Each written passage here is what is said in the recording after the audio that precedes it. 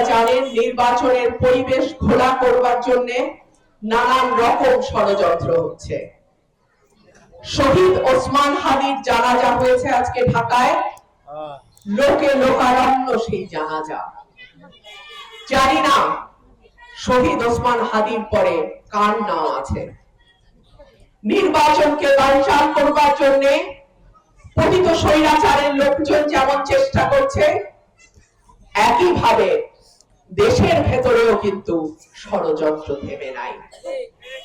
আপনাদের কাছে আমার অনুরোধ থাকবে, অনেকেই আমাকে বলে তোমার নিরাপত্তার গাড়ি কই, তোমার লগে কি বলে ওই লোক কই যে তোমারে গানম্যান কই যে তোমারে নিরাপত্তা দিবে।